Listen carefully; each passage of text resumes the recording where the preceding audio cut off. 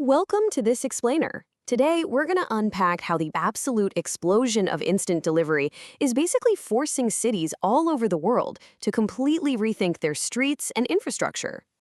I mean, we've all been there, right? You pull out your phone, tap a few buttons, and boom, your groceries, dinner, or that random gadget you just bought appears at your front door like magic.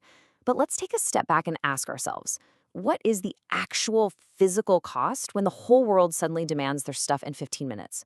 What's really going on behind the scenes to make that level of extreme convenience even possible? Well, here is our roadmap for today. We'll be covering 1. The on-demand boom, 2. Tech fueling the delivery, 3.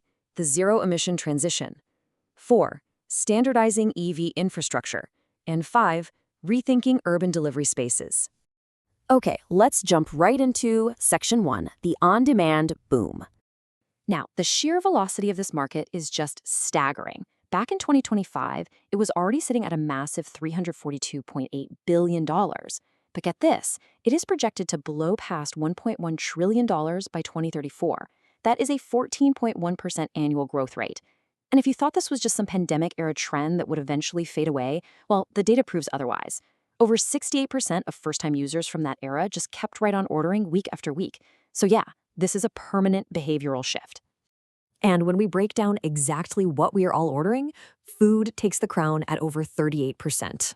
No surprises there, for sure. But look at grocery and healthcare.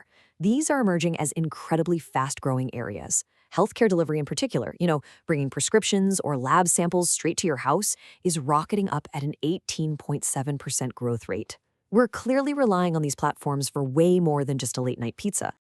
Moving right along to Section 2, tech fueling the delivery. So how are companies actually pulling this off without the entire logistics network just completely melting down? Well, it's a perfect storm of technology. We've got global smartphone subscriptions passing 6.9 billion, which gives them a massive customer base. But the real heavy lifting is happening in the background. Platforms are heavily relying on AI to predict exactly what we'll order, and then they pre-position that inventory in localized micro-fulfillment centers, often called dark stores. By factoring in real-time traffic, weather, and order batching, this AI route optimization has compressed delivery windows down to a staggering 10 to 15 minutes.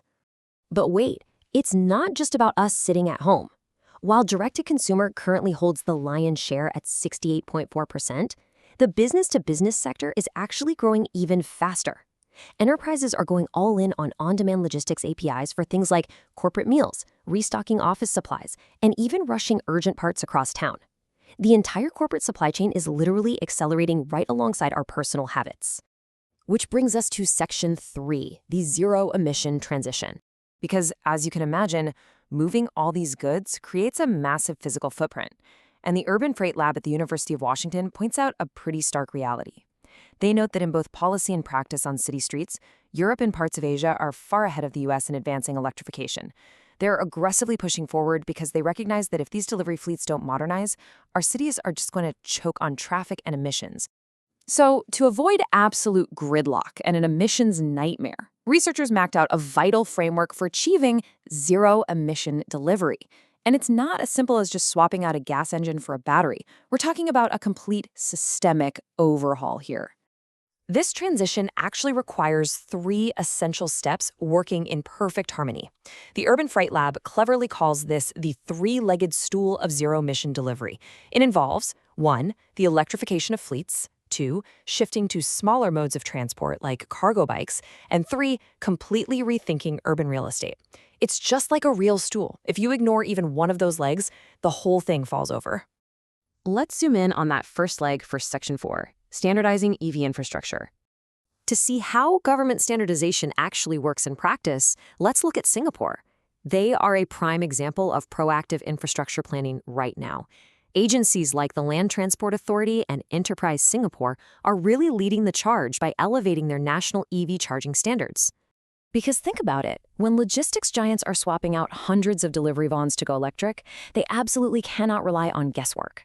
They need total certainty that the charging network is safe, standardized, and reliable.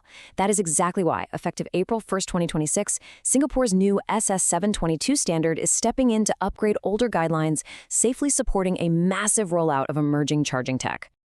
And this breakdown shows how it all comes together safely. This new standard integrates some truly futuristic stuff. Like, look at part 2. It sets strict safety rules for low power and wireless charging pads.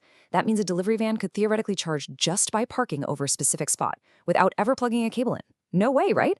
It even outlines guidelines for mobile DC chargers mounted directly onto trucks for on-demand battery swaps. This is exactly the kind of bedrock standardization that allows delivery fleets to scale up safely. All right, finally, Section 5, rethinking urban delivery spaces.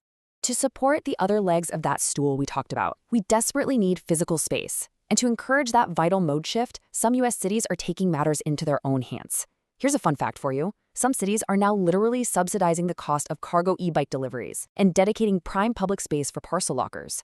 Because, let's be real, driving a massive, space-hogging box truck into a congested downtown just to drop off a small meal, that just doesn't make sense anymore. So, cities are adapting. They're reallocating curb space exclusively for clean delivery vehicles, and they're completely transforming how we look at street-level real estate. Vacant or underused retail storefronts, they're being retrofitted into those localized delivery microhubs we mentioned earlier. These hubs act as the ultimate staging grounds for those hyper-fast 10 to 15-minute delivery windows. We are literally rebuilding the modern city block by block, just to support the convenience economy. So to wrap up this explainer, I want to leave you with a thought. As our digital demands completely reshape the physical world around us, from trillion-dollar markets and AI-powered dark stores down to wireless charging pads and subsidized cargo bikes right on your corner, the next time your phone pings with a delivery notification, will you wonder what powered its journey? How is your next delivery going to impact your city? Thanks for joining me as we unpack the source material today, and definitely keep exploring the hidden systems that run our world.